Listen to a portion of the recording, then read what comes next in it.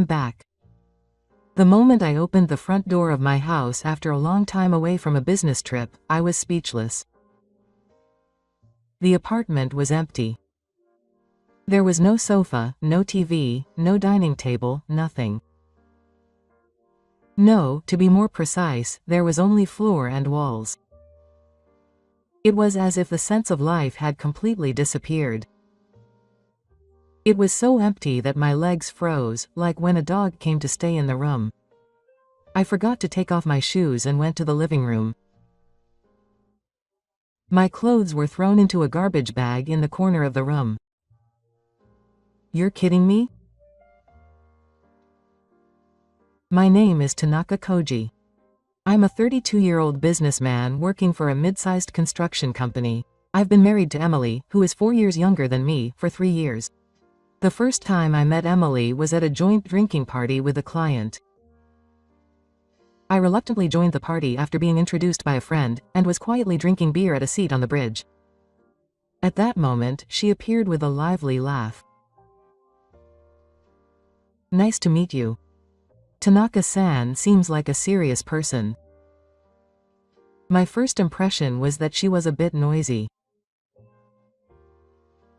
But when she talked with a glass in her hand, she had the power to brighten up the surroundings, and before I knew it, I was following her with my eyes. Then, for some reason, Emily approached me and we started dating. She was as moody as a cat, and I was a bit at her mercy. Even when I bought movie tickets, I still wasn't in the mood, so I preferred cafes. Even when we went on trips, she complained that the hotel shampoo didn't suit her. But strangely, I didn't get angry. She may seem selfish, but she's actually lonely and spoiled. Even when I was tired, she would smile and hug me, saying that if she hugged me tightly, it would cheer me up. I thought that was cute, including that. Even after we got married and my work got busy, she made me lunch every morning, we watched movies on weekends, and I thought we were just an ordinary couple. However, I started to feel a little bit of a disconnect around the time she retired and became a full-time housewife.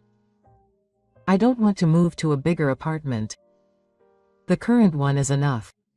It's near the station. But all my friends live in the spacious Bunba apartment. I was a little annoyed by the way they tried to compete over trivial things. But I thought we were doing well. Emily's smile was enough. Well, I'm off. On the morning before I left for my business trip, I stood at the entrance, holding the handle of my suitcase, and turned around to call out to Emily. Then, Emily peeked out from the kitchen and smiled. Be careful. I'm looking forward to the souvenirs. She was wearing a apron and her voice was brighter than usual. No, it was too bright, or rather, she seemed a little excited. No, you're overthinking it. She's just trying to ease her loneliness. The business trip is for 1 month. It's long, but it's work, so it can't be helped. I told myself that and punched her for the discomfort I felt. Well, I'm off. Yeah, good luck, Hiroshi. I checked her smile again, then opened the door, and the house key made a slight noise in my pocket. I traveled by Shinkansen, and after arriving at the local site, I was busy as if I was dizzy. The first day was a round of greetings. The next day, it was a series of meetings and confirmation of the emperor. I was at the site all day, morning, noon and night. There were many times when I didn't even have time to look at my smartphone. But I made sure to send Emily a line message before going to bed. Today I was busy with the foundation work. It's snowing here. What did you have for dinner? Are you eating properly? I felt relieved when I saw the stamps and short replies she sent me when I got home. But after a few days, the content of her transformations became a little cold. Sorry, I was asleep. Yeah, well, I'm fine. After that, the number of days when she didn't transform even though she had read the messages increased. I felt a little strange, but I guess she was just not feeling well. I tried to force myself to accept that she needed some time alone sometimes. But there was one call that really stuck in my mind. My TV is not working properly, so I'm thinking of buying a new one because the picture keeps freezing. What do you think? Emily's voice sounded cheerful and unnaturally bright in the middle of the night. It's only been about 2 years since I started working. Wouldn't it be cheaper to send it to? But it's bothersome, and I feel like I want a new one. After that exchange, I suddenly heard a chuckle. Are you talking to someone? No, no way. I had a slight premonition at that time. But there were troubles every day at the site, and I didn't have time to think about anything else. If I don't believe in her, who will believe in her? I had no choice but to tell myself that and concentrate on the work in front of me. Looking back, maybe I should have thought a little more seriously about the strange feeling I felt at that time. But at the time, I wanted to think that it was just my imagination. When I got off at the nearest station to my house after a business trip, I was a little nervous. It was a strange feeling, even though it seemed natural to have a place to go back to. I spent every day in a cheap hotel in the countryside, and I was always just working, but that was finally over. I wanted to take a nice bath at home tonight and talk to Emily while looking at her face for the first time in a while. I'm back. The moment I turned the key and opened the front door, I was speechless. The apartment room was empty. There was no sofa, TV, dining table, or anything. No, to be precise, it would be more accurate to say that there was only floors and walls. It was as if the sense of life had completely disappeared. It was as if I had been staying in a room with a dog, and I felt so empty that my legs froze. I forgot to take off my jacket and went to the living room. My clothes were thrown into a garbage bag lying in the corner of the room. You're kidding me? The words that slipped out echoed in the empty room. Still, I didn't want to believe it, so I walked around the room. There was a faint trace of dust where the refrigerator had been, and the kitchen shelves were open. My head couldn't keep up. I blinked many times, wondering if I was dreaming. Eventually, I noticed an envelope on the floor where the dining table had been. There was a name written on it.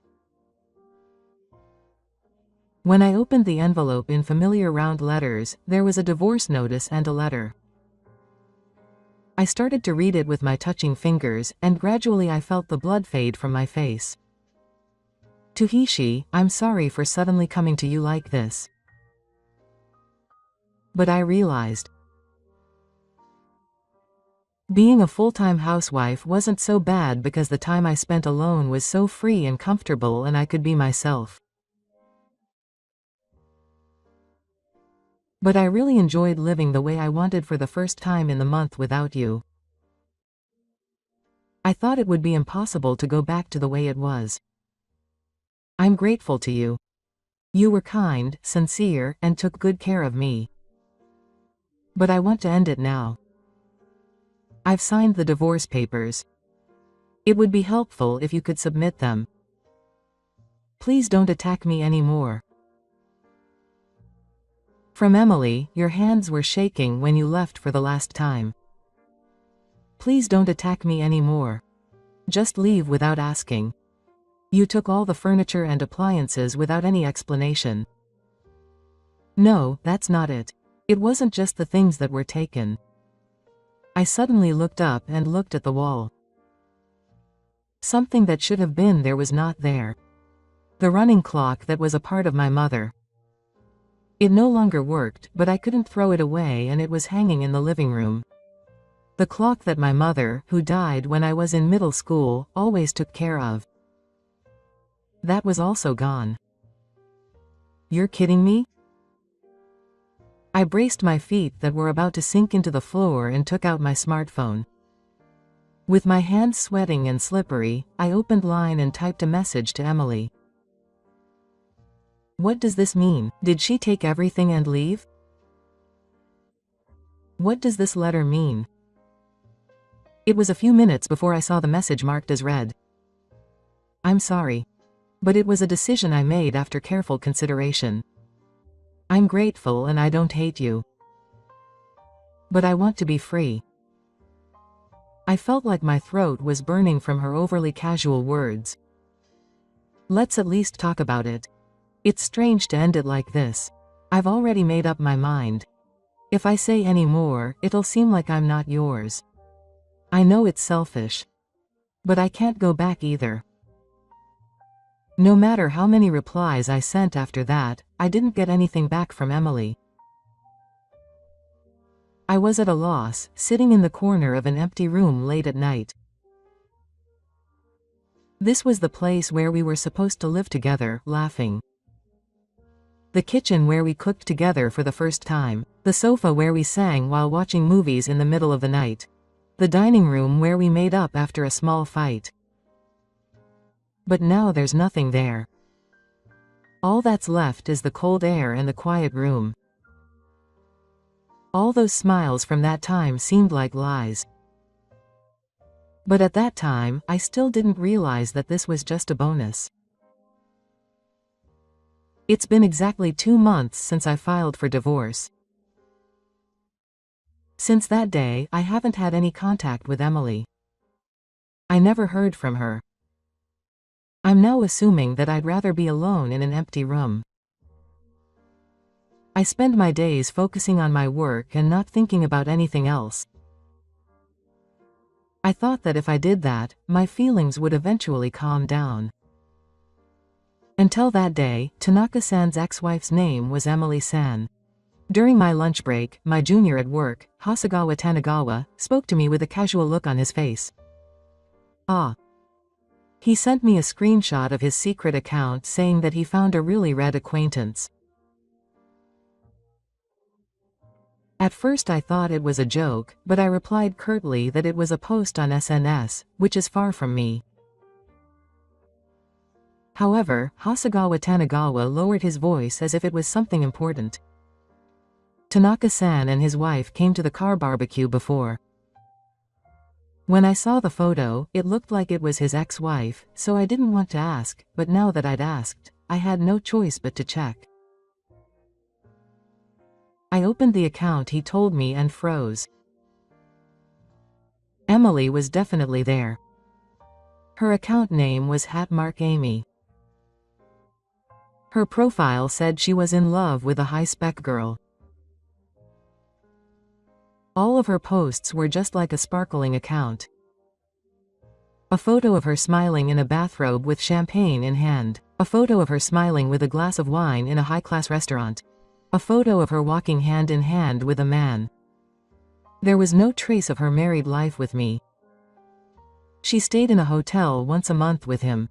The night view from the broadcast party was amazing. I can't go back to my old life.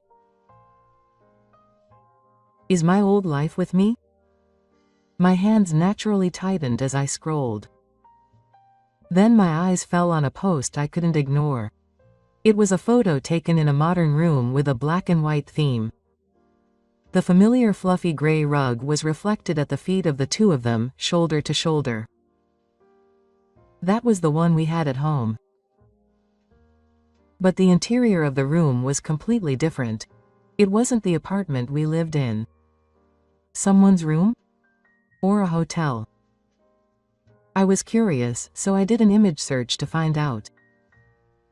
I found a property that matches the interior, furniture, window shape, and wallpaper pattern. A short-term rental property listed on a travel site. In other words, this post was just a luxurious gay lifestyle, but it was actually a rental room. Is it painful to be a glittering woman who looks like she's eating a lot? What surprised me even more was right after that. I scrolled through my past posts and found a screenshot of Line on a post from when I was married. I need to get divorced soon. I think I should find a place to live together. Hiroshi doesn't read the atmosphere. But it's okay now. We talked about breaking up properly, and it's more fun to be with high space after all. Evidence of Shoshin Shomei's affair. I couldn't help but laugh out loud. What kind of nerve does he have to expose the evidence himself? When I asked an investigation company to confirm the source of the secret account, they replied that it was definitely Emily's own email address and number. Emily's catchphrase was, "If it's not found out, it's okay. The divorce has been finalized. I wonder if she thinks it's okay even if she's found out now." That night I looked into another thing that had been bothering me.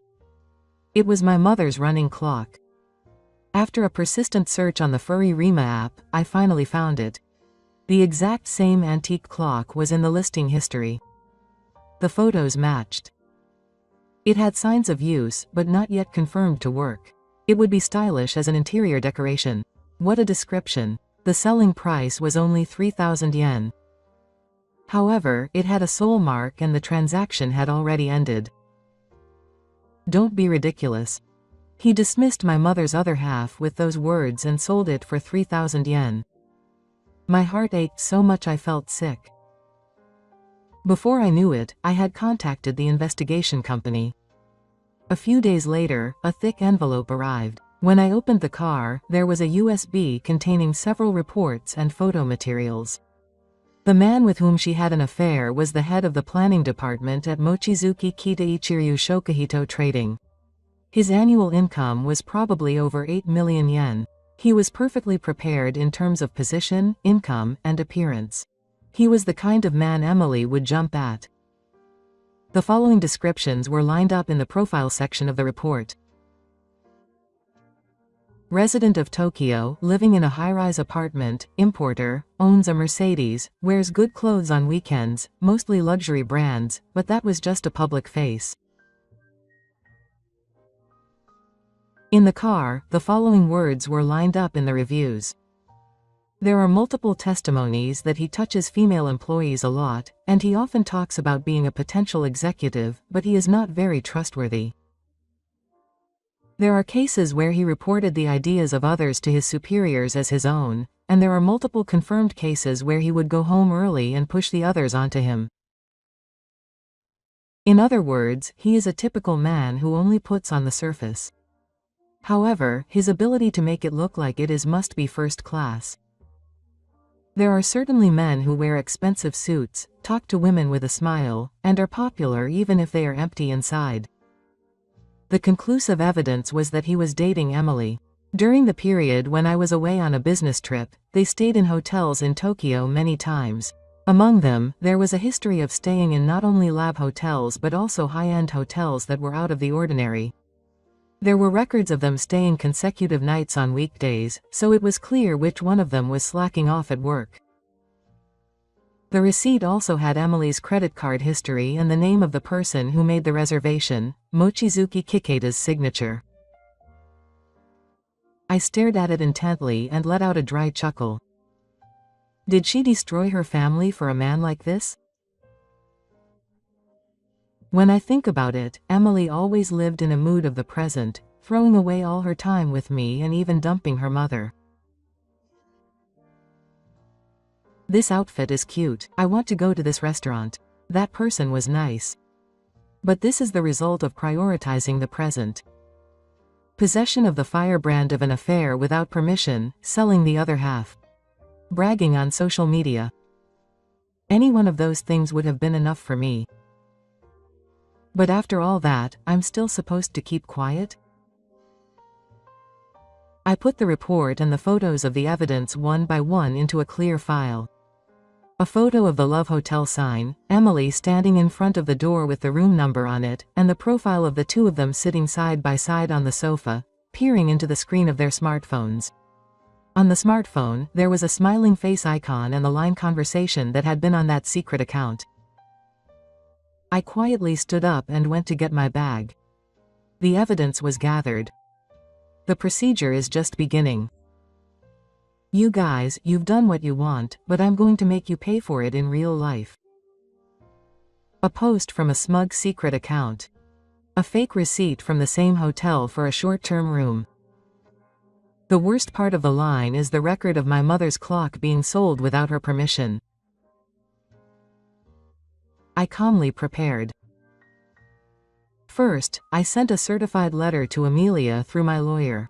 I wrote Amelia's new address, which the investigation company had found, in the address field. The certified letter was basically about this: that she had an affair while we were married, that she took the furniture and appliances from our house without permission while I was on a business trip, and that she even sold the wall clock that was my mother's clock on the flea market app. I decided to claim 3 million yen in compensation for these actions, including mental distress and financial losses. If she doesn't respond by the time I write it down, I will claim the same amount from her affair partner, Keita Mochizuki, and I intend to report the wall clock to the police as theft. I will also report this to the management of the flea market app and, if necessary, to Mochizuki's company. The rest is up to you, Emily. 3 days after that, I got a line notification on my smartphone at night. It was Emily. Wait a minute. What is this? The divorce is finalized. Isn't a lawyer a bit of an exaggeration? I sighed at the expected response.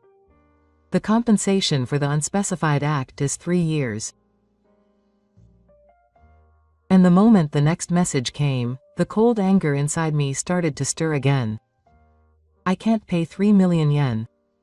And I'm sorry about the watch. But I didn't think it was that important. I just dumped her, I didn't steal it. I didn't steal it. I took it without permission and dumped her.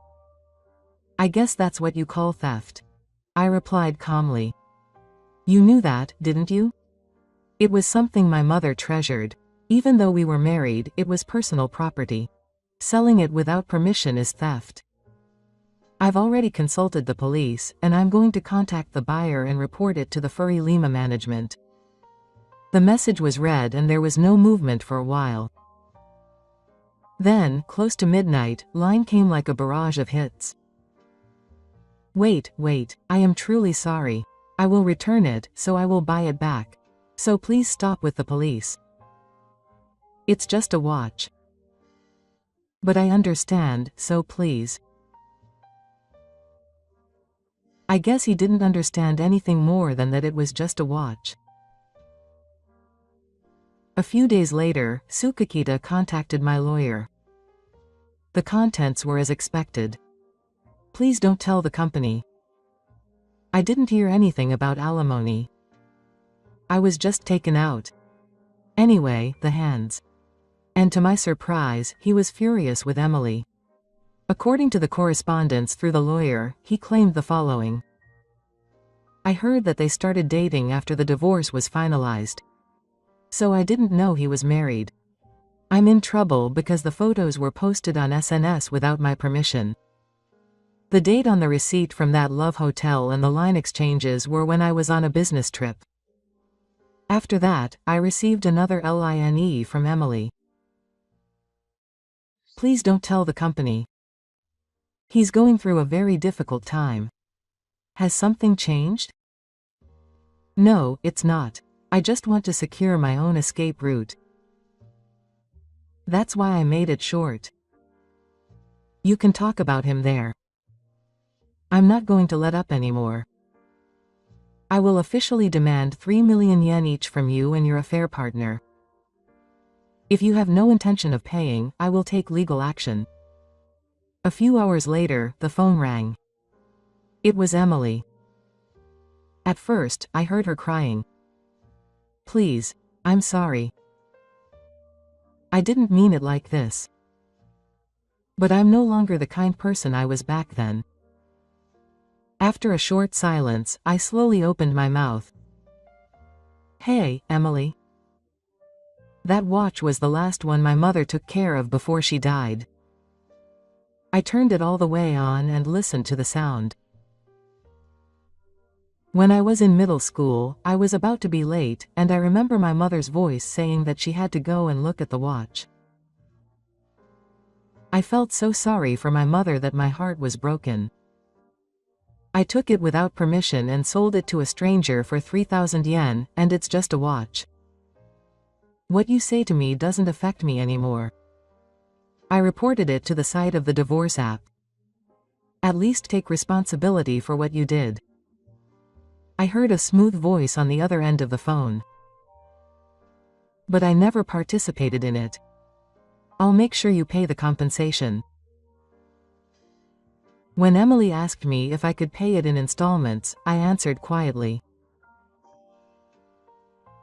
No, you did what you wanted and ran away.